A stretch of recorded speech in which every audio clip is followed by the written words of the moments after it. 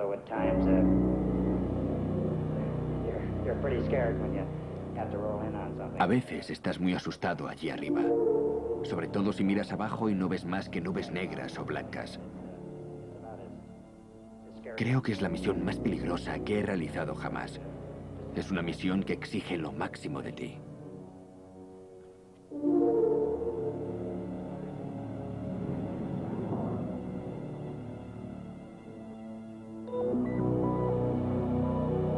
Aviones de combate. Guerra aérea en Vietnam del Norte.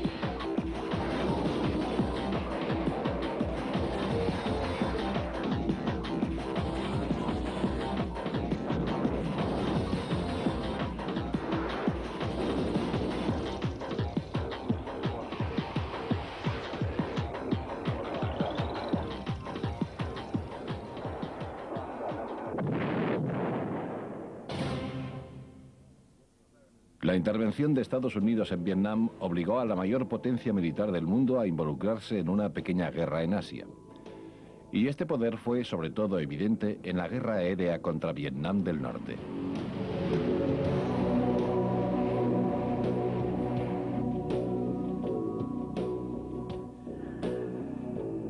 El objetivo de la campaña de bombardeos contra el norte era inicialmente para el flujo de suministros hacia los insurgentes de Vietnam del Sur.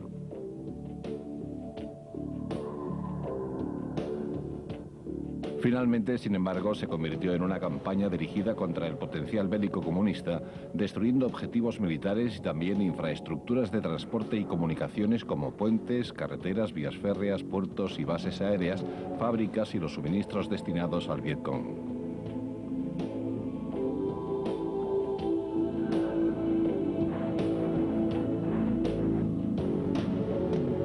En la guerra intervinieron principalmente cazabombarderos como el F-105 Thunder Chief y el F-4 Phantom. Pero también los grandes bombarderos B-52 Stratofortress lanzaron miles de toneladas de explosivos sobre Vietnam del Norte.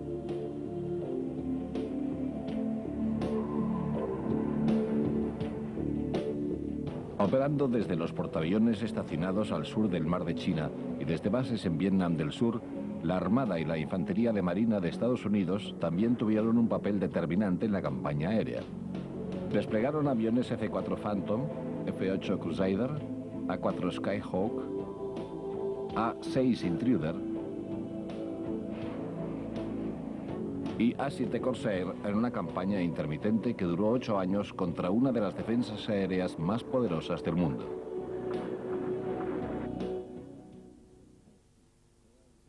El Republic F-105 Thunder Chief era el cazabombardero monoplaza mayor, más pesado, más resistente y más robusto de su época. Diseñado como bombardero nuclear táctico, el F-105 llevó el peso de la campaña norteamericana de bombardeo sobre Vietnam del Norte. Conocido universalmente como THAAD, este enorme caza entró en acción en 1965. Durante los 3 primeros años de operaciones contra el norte, fue numéricamente el avión de combate más importante de la US Air Force en el sudeste asiático. Operando desde las bases de Korat y Tak Ly en Tailandia, los Thunder Chief combatieron sin descansar un solo día. Aunque podían disparar misiles Balpap aire-superficie, la principal misión de los THAAD fue lanzar bombas de caída libre contra Vietnam del Norte. Cada aparato llevaba una carga de 6 bombas de 350 kilogramos y 2 tanques auxiliares.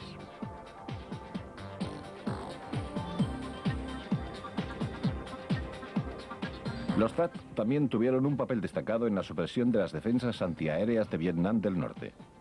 En las que fueron las misiones más arriesgadas de la guerra, los Thunder Chief Will Weasel jugaron a una versión letal del gato y el ratón contra los SAM guiados por radar y la artillería de Vietnam del Norte. Debían acercarse deliberadamente a los emplazamientos de misiles con el ánimo de inducir a los norvietnamitas a utilizar sus radares y misiles.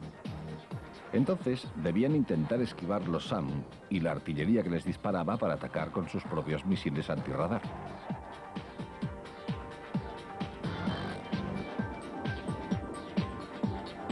La mitad de los 830 F-105 que se construyeron se perdieron en combate en Vietnam, la mayoría víctimas del fuego antiaéreo. Pero su contribución a la campaña aérea fue enorme.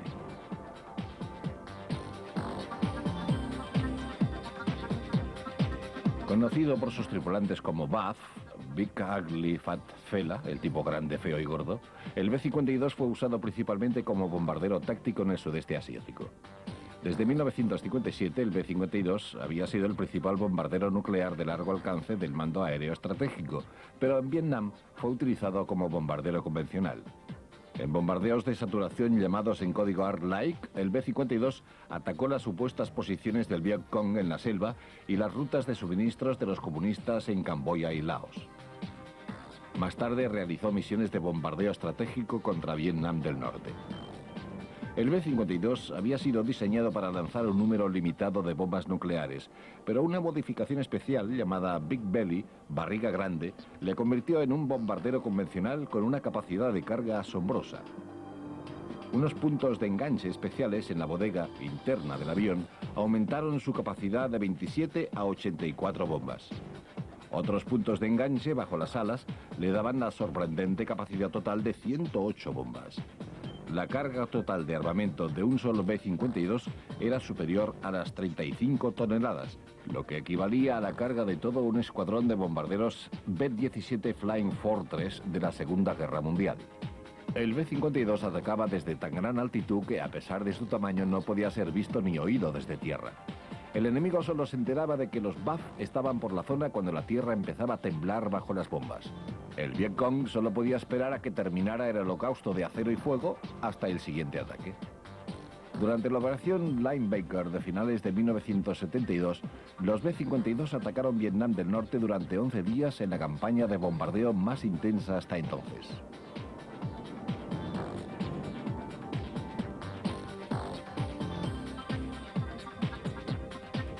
En 1964, Vietnam del Norte atacó supuestamente a 2 destructores de la US Navy en el Golfo de Tonkin. Como respuesta, los estadounidenses atacaron las instalaciones portuarias de Haiphong en Vietnam del Norte. El arma elegida fue el Douglas A-4 Skyhawk.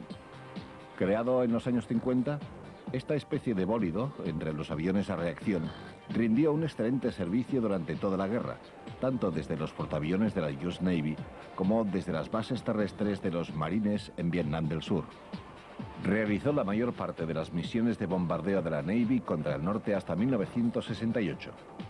También realizó las misiones especiales Iron Hand contra las formidables defensas antiaéreas norvietnamitas.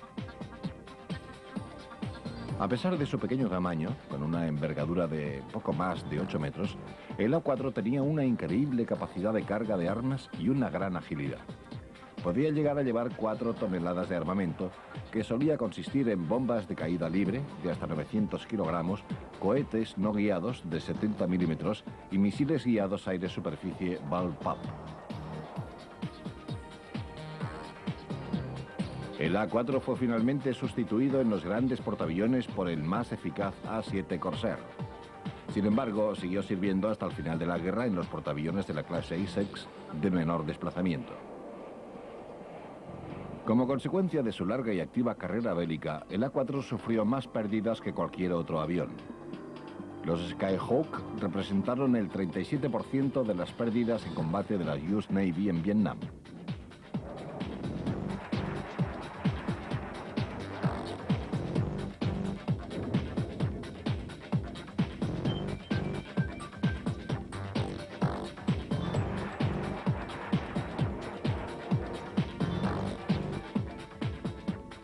Indudablemente, el avión de combate más importante en la guerra de Vietnam fue el McDonnell F-4 Phantom.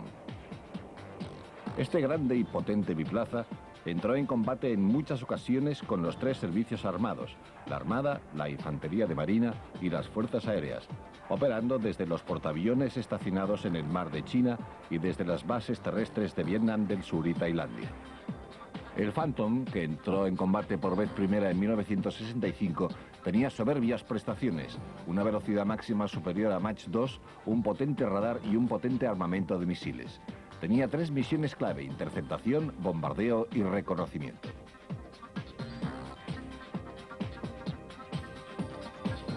Con casi 150 victorias en combate aéreo, el F-4 fue el caza estadounidense que derribó más MiG, pero su función principal era la de caza bombardero.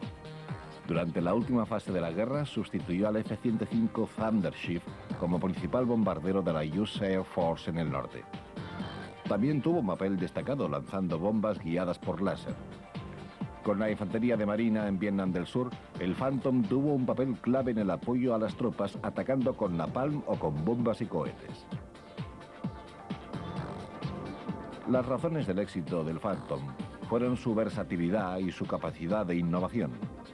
A medida que avanzaba la guerra, entraron en servicio nuevas versiones del F-4 con una capacidad de combate incluso superior.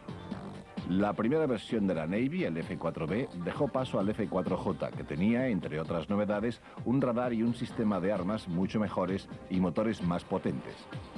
Los F-4C de las Fuerzas Aéreas tenían mejoras similares. Una misión esencial era el reconocimiento, y McDonnell desarrolló el RF-4 provisto de cámaras panorámicas en un morro más largo. Esta versión desarmada realizó su primera misión de combate en Vietnam a finales de 1967. La ausencia de un cañón fijo era el principal defecto del Phantom, pero el problema se resolvió totalmente con el modelo F-4E, que recibió un cañón revólver de 20 milímetros. Si el Phantom sobresalía en alguna función, era como caza. Los 5 ases estadounidenses en Vietnam pilotaron un Phantom. Entre los demás aviones desplegados en Vietnam del Norte se encontraba el Grumman A-6 Intruder, el caza más avanzado de la Navy. El Intruder demostró su gran eficacia cuando empezaron las operaciones bélicas en julio de 1965 y se convirtió rápidamente en el avión de combate medio estándar de la US Navy. Capaz de lanzar 7 toneladas de explosivos, era el mini B-52 de la Navy. Su sofisticada aviónica le permitía encontrar el objetivo y lanzar las bombas en cualquier condición meteorológica, tanto de día como de noche, con una enorme precisión. Se crearon otras versiones del Intruder para tareas esenciales, como la supresión de defensas, el repostaje en vuelo y la guerra electrónica.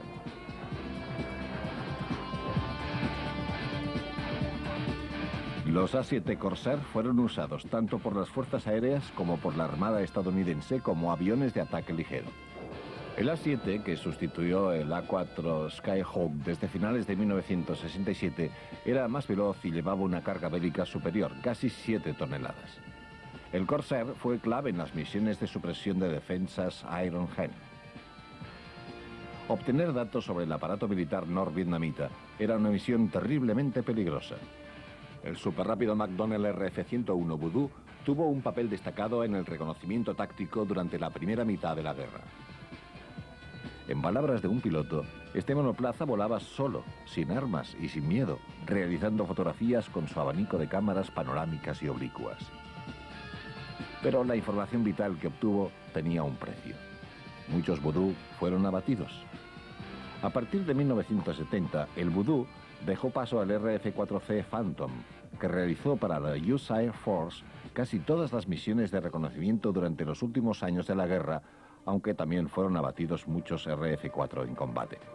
El reconocimiento estratégico era cosa de aviones que pudieran alcanzar Mach 3, como el Lockheed SR-71 Blackbird y el Lockheed U-2, que operaban desde bases en Japón y en Tailandia.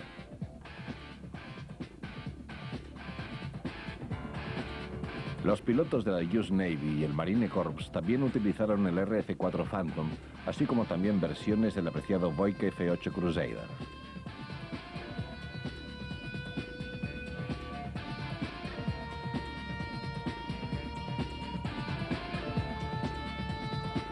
Pero el avión de reconocimiento embarcado más importante era el elegante y eficaz North American RA-5 Vigilante, uno de los aviones más rápidos y pesados que haya servido jamás a bordo de un portaaviones. Entre los aparatos de apoyo se encontraban los aviones cisterna Boeing KC-135 y la versión de reconocimiento RC-135. Los aviones cisterna repostaban a los bombarderos y cazas de combate que iban hacia el norte. El KC-135 también salvó muchos aviones y a sus tripulantes cuando volvían tras el combate con poco combustible o con daños de combate. Las estaciones de radar volantes Lockheed EC-121 Constellation controlaban el espacio aéreo sobre Vietnam del Norte, mientras los Douglas EB-66 Destroyer, con contramedidas electrónicas, escoltaban a los grupos de ataque de la US Air Force. El B-66 se basaba en el A-3 Sky Warrior de la Navy, y como este, realizaba un papel similar de control electrónico. El A-3 también era importante como avión cisterna o en la obtención de información electrónica. Muchos aviones participaron en operaciones de rescate, pero el más importante fue el venerable A-1 Skyrider, apodado Spad, que escoltaba los helicópteros de rescate Sikorsky HH-3 Jolly Green y HH-53 Super Jolly Green Giant en sus incursiones en territorio enemigo. Los pilotos estadounidenses que lucharon en el cielo de Vietnam del Norte se enfrentaron a la red de defensa aérea más sofisticada y concentrada que el mundo hubiera conocido. La zona de Hanoi y Haiphong estaba protegida por la mayor concentración de artillería antiaérea del mundo, perfectamente coordinada con los cazas MiG y los misiles superficie-aire.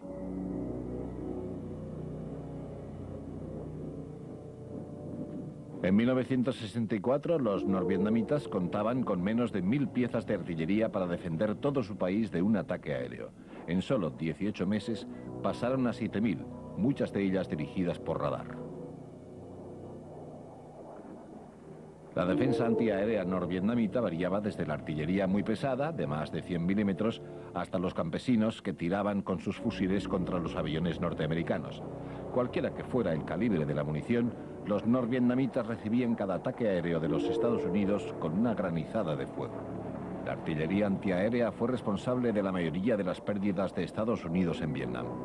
Entre 1962 y 1973, más de 2000 aviones de las fuerzas aéreas, la Armada y la Infantería de Marina fueron abatidos por las armas antiaéreas vietnamitas.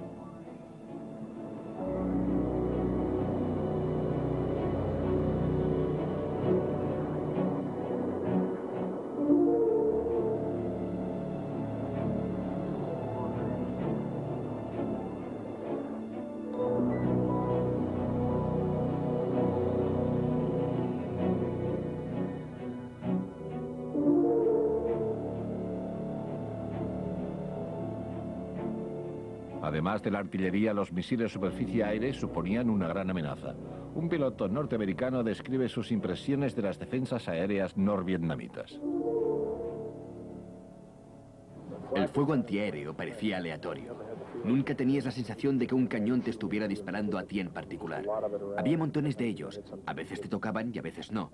Lo que más nos asustaba eran los misiles superficie-aire, que sabías que una vez disparado solo podías observar hacia dónde iba. Y si seguía tu avión, lo tenías claro. Entonces ya era algo personal entre el misil y tú. Eran mucho más terroríficos, aunque estadísticamente fueran mucho menos peligrosos que la artillería antiaérea. Era más terrorífico porque era mucho más personal. En 1972, Vietnam del Norte tenía más de 300 emplazamientos de misiles SAM. Los cazas también eran una parte importante de la defensa norvietnamita, siendo los principales el MiG-17 y el MiG-21. Ambos eran formidables en combate aéreo, y sus pilotos los manejaban con destreza y agresividad. Entre los MiG y los misiles provocaron la pérdida de 276 aviones norteamericanos.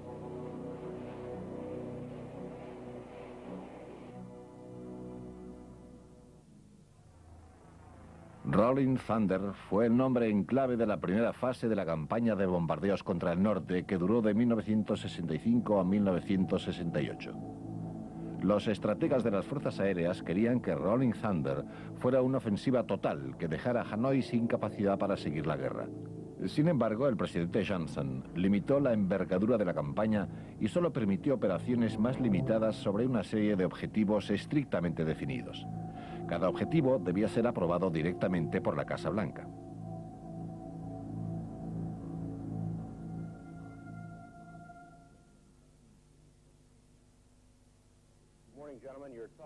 Se realizaban misiones todos los días. La tensión aumenta cuando se anuncia una misión contra un objetivo particularmente bien defendido. 30 north, 1060750 east. The target itself is an unserviceable railroad bridge under construction. It is considered to be probably deck type with 3 spans, 280-foot single track. There are 2 concrete piers and 2 concrete abutments that have been complete. En las bases de la US Air Force, los cazabombarderos, cazas y aviones de reconocimiento se preparan para la misión contra el norte.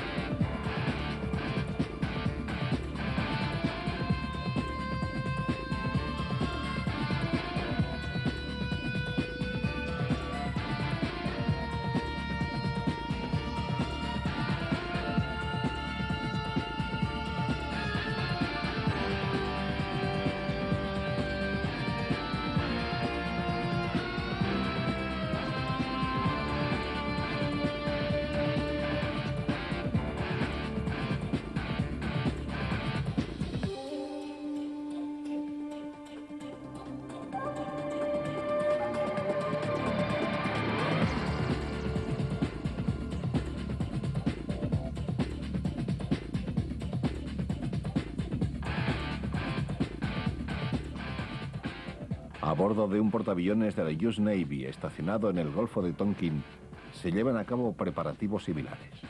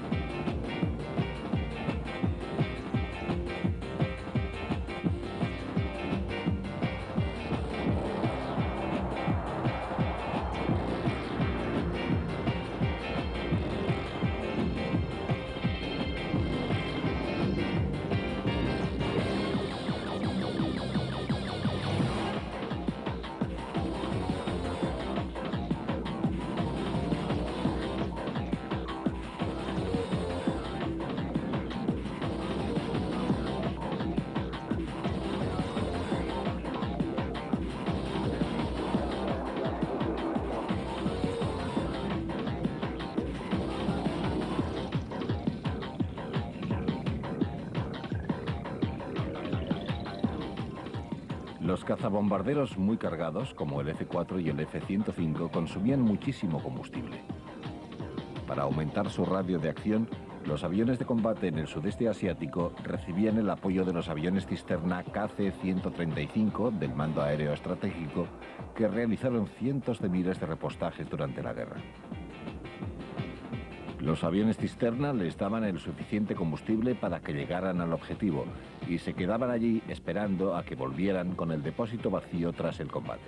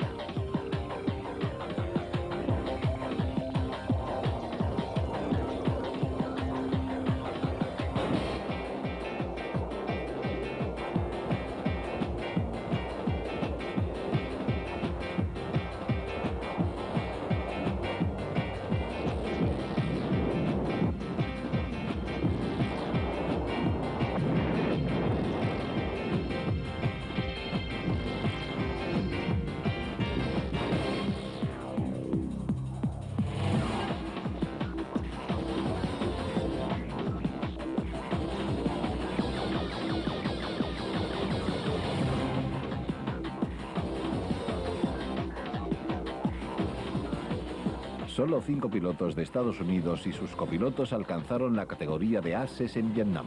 Los únicos ases de la Navy fueron Randy Duke Cunningham y su copiloto Willie Driscoll.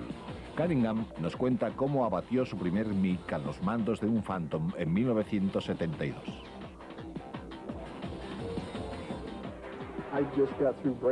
Acababa de huir de 36 misiles SAM que nos dispararon sobre la base de Quang Le. Y tal como escapaba de los SAM, intentando alejarme de la zona, vi dos MiG-21 a la altura de las copas de los árboles, alejándose de allí. Uno estaba a unos 150 metros y el otro a unos 250, un poco más alto. Yo iba a unos 650 nudos a la altura de las copas de los árboles, y cuando estaba detrás de uno de los MiG-21, Willie dijo: "Ya lo tenemos". Pero justo cuando yo disparaba el misil, el MiG hizo una pirueta en forma de 8. Solo podía ver los rastros de vapor que desprendían sus alas. Hice un tonel y me puse frente a él. Y justo cuando iba a virar, le disparé el segundo misil.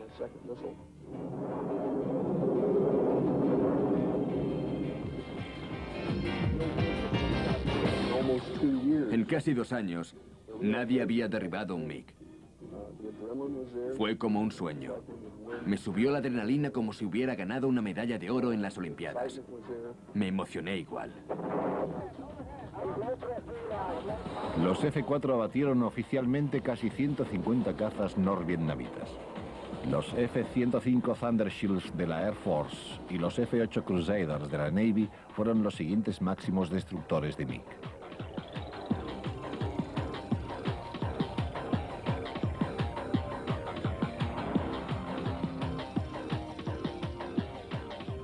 Pero no todo jugaba a favor de los norteamericanos.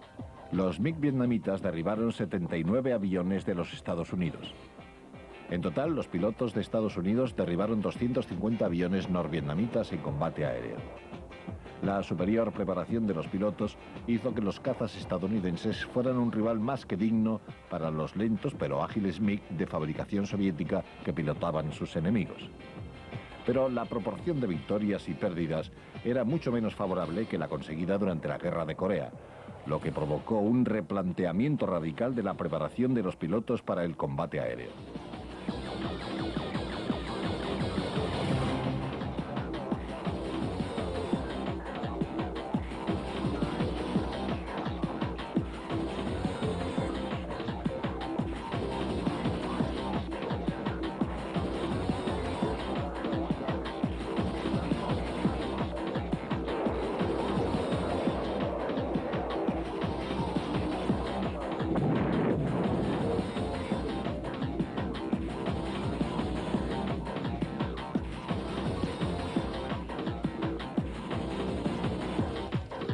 El ritmo y la escala de los ataques de Estados Unidos contra el norte hacían inevitables las pérdidas.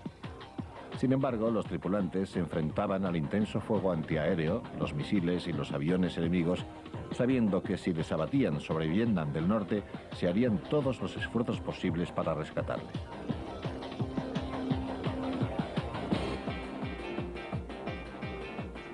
Con este fin, la US Air Force desplegó escuadrones de rescate especiales en el norte de Tailandia, formados por helicópteros de rescate de gran radio de acción y aviones A-1 Skyrider, apodados Sandy, para eliminar a las fuerzas vietnamitas en la zona y coordinar los esfuerzos de rescate. Siempre era una carrera contra el tiempo ver quién encontraría primero a la tripulación del avión derribado.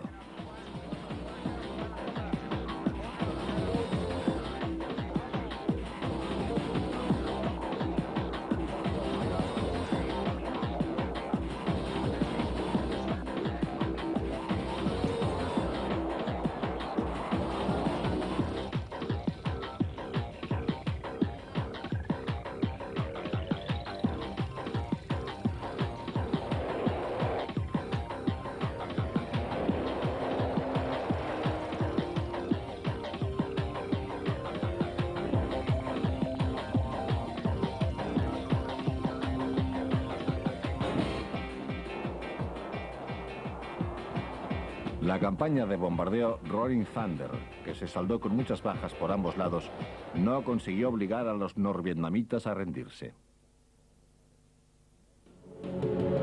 A pesar de los ataques aéreos de Estados Unidos, seguían saliendo tropas y suministros del norte, a pie o a nado, para apoyar a la guerrilla del sur. Desde noviembre de 1968 hasta mayo de 1972 se impuso un alto en los bombardeos. En esa época, Richard Nixon había sucedido en el cargo al presidente Johnson y a finales de 1972 desencadenó todo el poder de la Fuerza Aérea Norteamericana durante la campaña de bombardeo estratégico Linebacker II. El instrumento principal de represalia estadounidense fue el B-52, que pudo actuar sin limitaciones contra la capacidad bélica de Vietnam del Norte.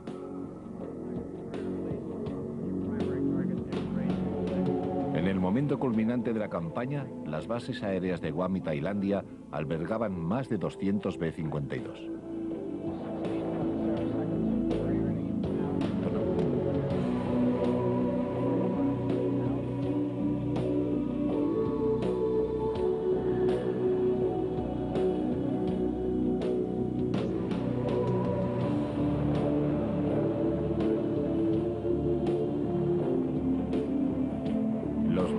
B-52 contaban con el apoyo de otros reactores de la US Air Force y la US Navy que realizaban misiones de supresión de defensas e incursiones de diversión.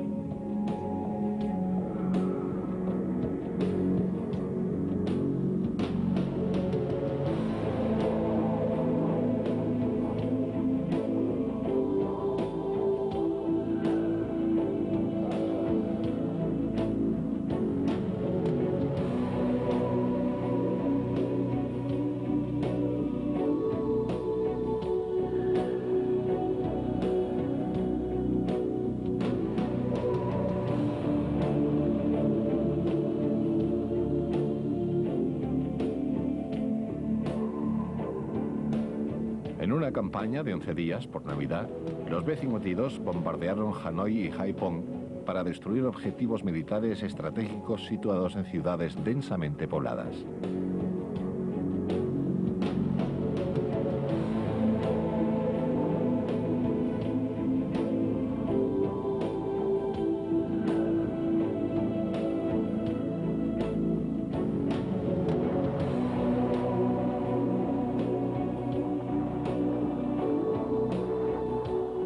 La principal táctica defensiva de los B-52 contra los misiles SAM era volar en grupos de 3 para aprovechar al máximo la protección de sus contramedidas electrónicas. A pesar de ello, los norvietnamitas dispararon un aluvión de misiles SAM y lograron abatir 15 B-52 y dañar muchos más.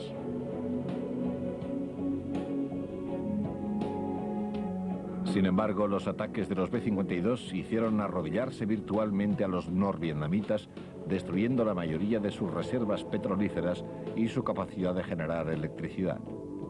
Las misiones de los B-52 fueron decisivas para obligar a Hanoi a sentarse a la mesa de negociación, terminando así con la presencia de Estados Unidos en la guerra. En la guerra contra Vietnam del Norte, los pilotos estadounidenses se enfrentaron a la defensa antiaérea más intensa de la historia.